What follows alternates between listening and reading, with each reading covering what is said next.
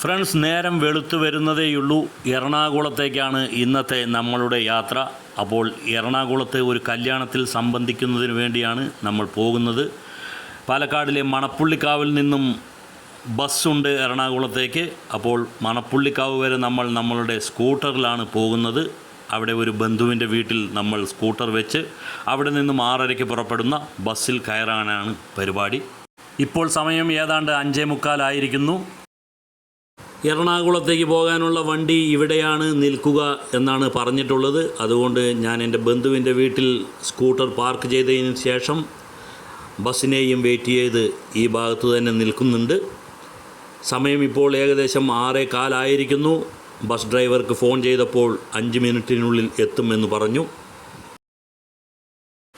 പറഞ്ഞതുപോലെ തന്നെ 6:20 ആവുമ്പോഴേക്കും ബസ് എത്തിക്കഴിഞ്ഞിരിക്കുന്നു. ഇനി നമ്മൾ എറണാകുളത്തേക്ക്. മണപ്പുള്ളിക്കാവിൽ നിന്നും ഞങ്ങൾ 6 പേരാണ് ബസ്സിൽ കയറിയത്.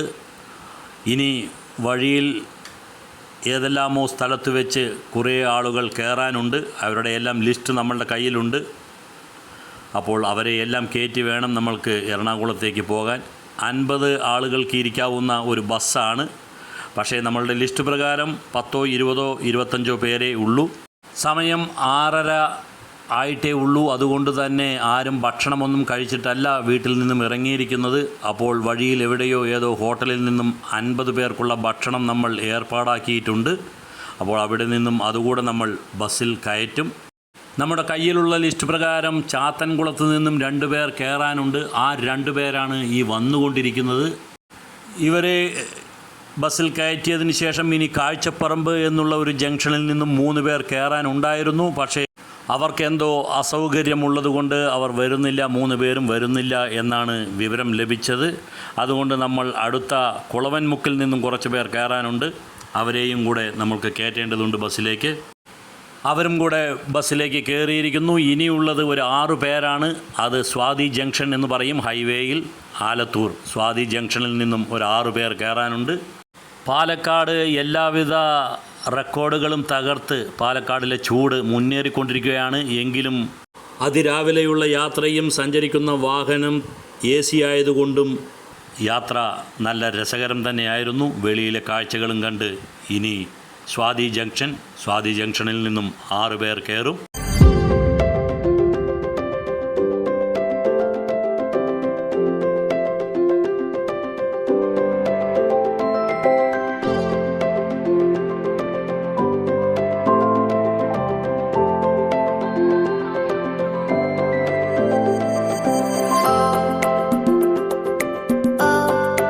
സ്വാതി ജംഗ്ഷനിൽ നിന്നും നേരെ കോട്ടയക്കുളത്തിൽ നിന്നും കുറച്ച് പേർ കയറാനുണ്ട്.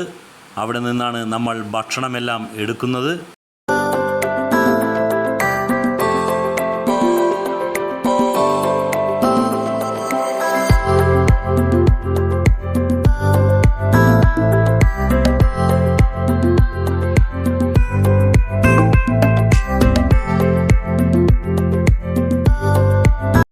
ഇത് പുതിയങ്കം എന്ന് പറയുന്ന സ്ഥലമാണ്. പാലക്കാടിൻ്റെ തനത് ശൈലിയിലുള്ള പഴയ മാതൃകയിലുള്ള വീടുകളെല്ലാം കാണണമെന്നുണ്ടെങ്കിൽ ഈ വഴികളിലൂടെയെല്ലാം സഞ്ചരിച്ചാൽ മതി.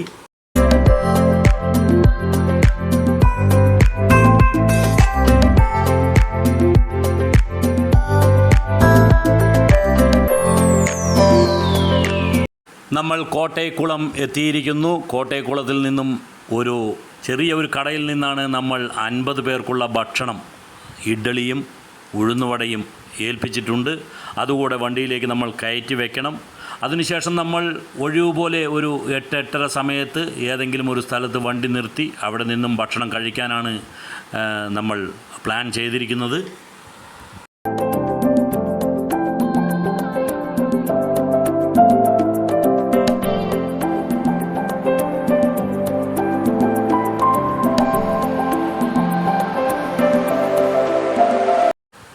അൻപത് പേർക്കുള്ള ഇഡ്ഡലിയും അതേമാതിരി 50 പേർക്കുള്ള ഉഴുന്നുവടയും അതിന് വേണ്ടുന്ന ചട്നിയും ഒരു ചമ്മന്തിയും പിന്നെ ഡിസ്പോസിബിൾ പ്ലേറ്റുകളും ഡിസ്പോസിബിൾ ഗ്ലാസുകളും ഒക്കെയാണ് നമ്മൾ എടുത്തിട്ടുള്ളത്.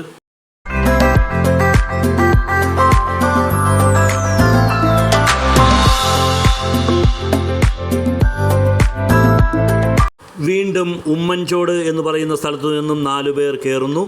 ഇനി നേരെ എറണാകുളത്തേക്ക്.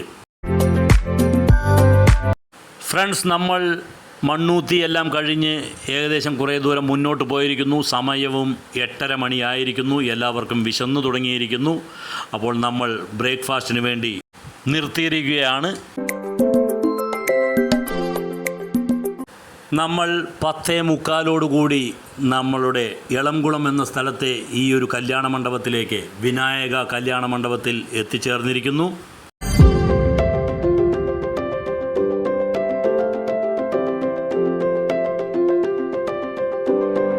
ഒരു കല്യാണത്തിനായി ഈ ഒരു മണ്ഡപം ബുക്ക് ചെയ്യുമ്പോൾ നിങ്ങൾക്ക് ഭക്ഷണവും അവിടെ നിന്ന് തന്നെയാണ് കിട്ടുക. എന്ന് വെച്ചാൽ അവർക്ക് അതിനുള്ള സംവിധാനങ്ങൾ, വലിയ ഒരു കിച്ചണും മറ്റുള്ള സംവിധാനങ്ങളും എല്ലാം തന്നെ അവിടെ തന്നെയുണ്ട്. അതേപോലെ തന്നെ അവരുടെ മുൻപിൽ എപ്പോഴും ഇങ്ങനെയൊരു കാഴ്ചയും നമ്മൾക്ക് കാണാം. അവരുണ്ടാക്കുന്ന ഭക്ഷണ പദാർത്ഥങ്ങൾ തന്നെയാണ് ഇതെല്ലാം. എല്ലാം തോരൻ, കറികൾ, സാമ്പാർ, അവിയൽ എന്ന് വെച്ച് കൊണ്ടാട്ടങ്ങൾ, അങ്ങനെ പലവിധ സാധനങ്ങൾ, പായസങ്ങൾ എല്ലാം അവിടെ ലഭ്യമാണ്. ആവശ്യക്കാർക്ക് പൈസ കൊടുത്ത് ഇവിടെ നിന്നും വാങ്ങാവുന്നതാണ് ഇതെല്ലാം. ഫ്രണ്ട്സ്, ഈ ഒരു കെട്ടിടത്തിൻ്റെ 3-ാം നിലയിലാണ് കല്യാണം നടക്കുന്നത്. അതിൻ്റെ താഴത്തെ നിലയിലാണ് ഡൈനിങ് ഹാൾ. അപ്പോൾ ഞാൻ 3-ാം നിലയിൽ നിന്നും കണ്ട ഒരു ദൃശ്യമാണ് നല്ല ഒരു അമ്പലം, ഒരു അമ്പലക്കുളം. ആ ഒരു കാഴ്ചകൾ ഞാൻ അവിടെ നിന്നും ക്യാമറയിൽ പകർത്തിയതാണ്.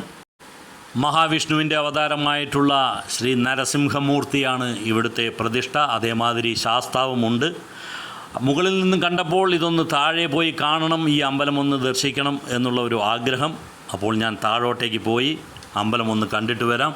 കല്യാണത്തിന് വന്ന വാഹനങ്ങളുടെ പാർക്കിംഗ് ഏരിയയാണ് ഈ കാണുന്നത്.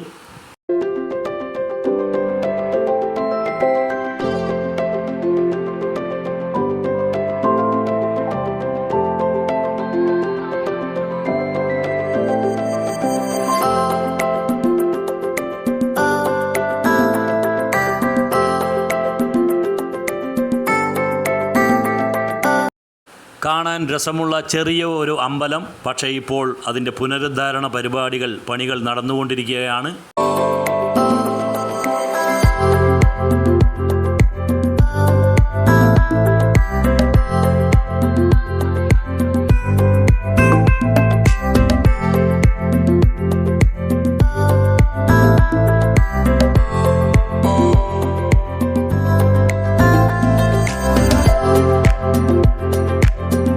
ഫ്രണ്ട്സ്, ഏതാണ്ട് മുഹൂർത്തം 11:30-ക്കാണ്. മുഹൂർത്ത സമയവും ആയിരിക്കുന്നു. അപ്പോൾ ഞാൻ 3-ാം നിലയിലേക്ക് തന്നെ വീണ്ടും പോയി അവിടെ നിന്നും വീണ്ടും കുറച്ച് വീഡിയോസും ചിത്രങ്ങളും എല്ലാം ക്യാമറയിൽ പകർത്തി.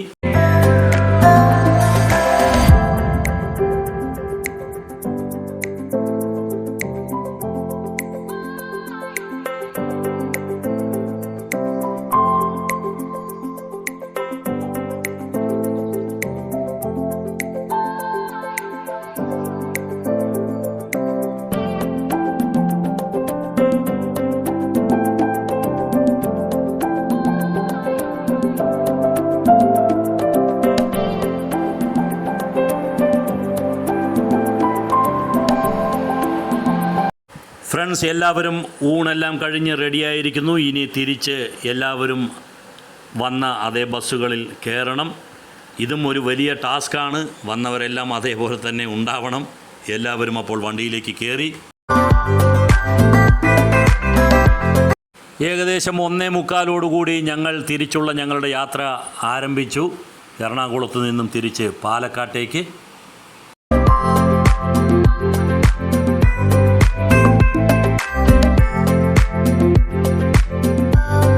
ഇഡ്ഡലിയും വടയും എല്ലാം കൊണ്ടുപോയ പാത്രങ്ങളെല്ലാം അതേപോലെ തന്നെ തിരിച്ചേൽപ്പിക്കേണ്ടതുണ്ട്. അതുകൊണ്ട് കോട്ടയക്കുളത്ത് ഞങ്ങൾ നിർത്തി. അവിടെ നിന്നും എല്ലാവരും ഓരോ ചായയും ഓരോ ഉള്ളിവടയും കഴിച്ചു. കോട്ടയക്കുളത്തിലെ മേഘ ടീ സ്റ്റാൾ എന്നുള്ള ഒരു ചെറിയ കടയിൽ നിന്നാണ് നമ്മൾ രാവിലത്തെ ഇഡ്ഡലിയും വടയും അതേമാതിരി വൈകുന്നേരം കഴിച്ച ചായയും ഉള്ളിവടയും എല്ലാം വാങ്ങിച്ചത്. എല്ലാം നല്ല ടേസ്റ്റി ആയിരുന്നു, നല്ല ഫുഡായിരുന്നു.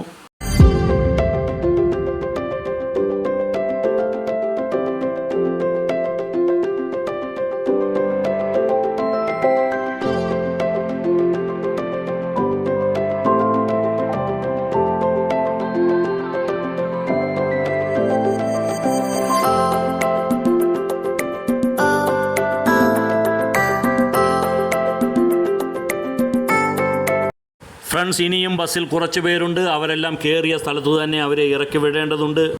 സമയവും ഏതാണ്ട് 6 മണിയായി കഴിഞ്ഞിരിക്കുന്നു.